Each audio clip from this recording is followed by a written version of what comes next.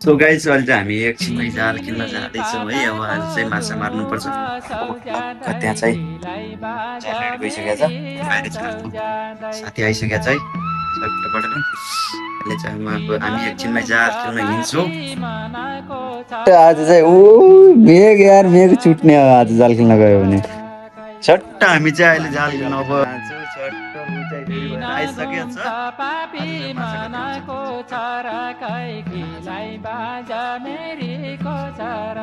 2 kilo 300 ग्राम भनिसकेको छ अन्दाजे मामुली। त्यही पनि आज चाहिँ हामी माछा मार्छु।